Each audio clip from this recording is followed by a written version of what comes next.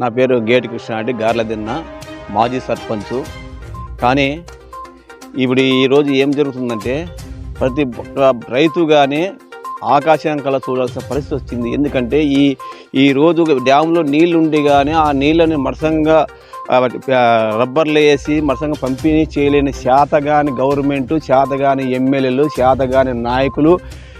అలాంటి పరిస్థితి ఈరోజు ఒక ఎమ్మెల్యే కానీ ఒక ఎమ్మెల్యే చర్య తీసుకుంటే ఒక మండలం బాగుపడిండు, ఒక మండలం కాదు మన కాన్షియన్స్ బాగుపడిండు. ఆయన వాళ్ళు సరిగ్గా చూసుకోక ఈరోజు వాళ్ళ లాభాల కోసము, వాళ్ళ బతుకు కోసం, వాళ్ళ ఇసుక కోసము వాళ్ళు చేసుకున్న పరిస్థితికి ఈరోజు పరిస్థితి ఏమైందంటే బోర్లలో నీళ్లు లేక ఎప్పుడో 1020 అడుగులు వేసి ఎప్పుడో పాత బోర్లు ఉంటే ఆ బోర్లు బిగించుకుంటే 2 లక్షలు ఖర్చు అయింది. కానీ అవి కానీ ఎంతవరకు వస్తాయని తెలియదు. ఇక్కడ ప్రతి రైతు కానీ కాలువ నీళ్ళు రాకపోతే రైతు బతకడం బరువు. మీరిచ్చే 10 రూపాయలు డబ్బులు, మీరిచ్చే ఇవి రైతు బజారా, రైతు భరోసా కానీ, తర్వాత అదే ఇస్తున్నామని కానీ, ఏదో సబ్సిడీ ఇస్తున్నాం, ఇట్లా మాకేమొద్దు. మహానుభావ, మీరు ఎవరన్నా కానీ చేత అయితే ఇప్పుడు కానీ కొన్ని నీళ్ళు ఉన్నాయి డ్యామ్లో, ఆ డ్యామ్లో కొన్ని ఎత్తి కాలువకు నీళ్ళు ఇస్తే రైతులు బాగుపడతారు. లేకపోతే ప్రతి రైతు కానీ అతి దారుణంగా మందు దాగి లేదు ఉరి వేసుకొని సచ్చే పరిస్థితి వస్తుంది. ఈరోజు ఎంత కఠినమైన వరపు వచ్చిందంటే ఇప్పుడే ఈ నెలలోనే ఇంత ఉంటే ఇంకా ముందు జరగబోయే 3 నెలలు జరిగిపోవాలి. ఆ రోజు ఏం పరిస్థితి? మీ కెనాల మీదకి పోతే అడిగితే ఏఈని అడిగితే డీని అడగమంటాడు, డీని అడిగితే కలెక్టర్ అడగమంటాడు. ఒకరు కూడా అడుక్కుంటూ మీ ఒక రైతు కలెక్టర్ వరకు పోయి అడుక్కుంటాడా? ఆడికి పోయినాం, కలెక్టర్ ఆఫీస్కి పోయి అర్జీలు ఇచ్చి ధనాలు ఇచ్చేసి అన్నీ వచ్చినా కానీ 1 నెల రోజులు సార్ బంద్ చేశారు. ఈరోజు కానీ నీళ్ళు ఉన్నాయి, ఇప్పటికి కానీ మనకి కానీ మనసు ఉండి రైతుల మీద ప్రేమ ఉంటే ఈ వైఎస్ఆర్ కాంగ్రెస్ పార్టీకి కానీ ఇప్పటికి కానీ అధికారం మీ చేతిలో ఉంది. ఈరోజు ఆ డ్యాంలో ఉండే నీళ్ళు, ఆ కొద్ది నీళ్ళన్నా ఈ కాలువ కానీ సాగిస్తే కనీసం రైతులు ఈ మండలంలో గాలిదిన మండలంలోనే కొంతమంది అన్న బాగుపడతారు. లేకపోతే కూడా అతి దారుణంగా రైతాంగము నీ పేరు చెప్పుకొని, వైఎస్ఆర్ పేరు చెప్పుకొని అతి దారుణంగా చెట్లకు ఉరులేసుకొని సావచ్చే తప్ప రెండో ఆస్కారం మాకు లేదు. ఎందుకంటే మా పరిస్థితి అంత దారుణంగా ఉంది. నీళ్లు రోజు రోజుకి అడుగు తగ్గిపోతున్నాయి. ఏమైంది? ఆ రోజు 300 చెట్లు పారేటివి 100 చెట్లకు వచ్చినాయి. ఆ 100 చెట్లు ఎన్ని రోజులు పడుతుందో కానీ తెలియదు. ఈరోజు దాని మీద నమ్ముకొని ఎన్నో అప్పులు చేసుకొని పెట్టుబడులు పెట్టుకొని ఎన్నో చేసుకున్నాం. ఈరోజు మా పరిస్థితి ఏమి? ఒక ప్రతి రైతు గురించి నేను చెప్పేది నా ఒకరి కోసం, ప్రతి రైతు పరిస్థితి ఏమి? ఇదేనా గవర్నమెంట్? అసలు ఆఫీసర్లు స్పందించే వాళ్ళు లేరు. ఎవరికి దిక్కు లేదు, ఒక మీటింగ్ లేదు. ఇంతకుముందు తెలుగుదేశం గవర్నమెంట్లో అడతా వర్షం వచ్చి నీళ్ళు వచ్చినా కానీ నీళ్ళు ఆ లాస్ట్ చివరి వరకు ఈ పక్క తిమ్మెంపేట తిరుగు నింపించినాం.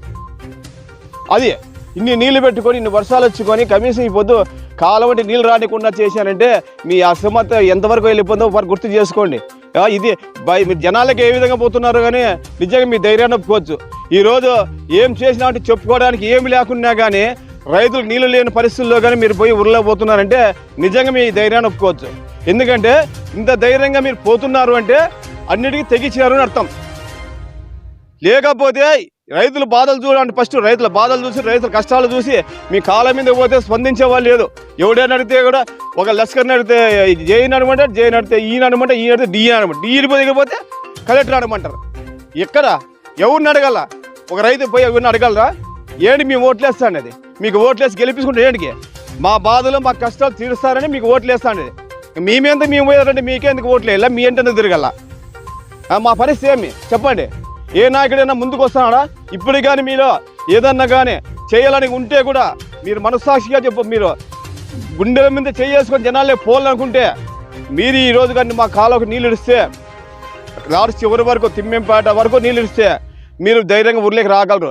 లేకపోతే వచ్చే రోజుల్లో గ్రామాల్లో మిమ్మల్ని గుడ్డలిపి కొడతారని నేను చెప్పి ఖచ్చితంగా చెప్తున్నా. వర్షాలు లేవు, నీళ్లు లేవు, పోనీ నీళ్లు లేవనే కానీ డ్యాంలో నీళ్ళు ఉన్నాయి.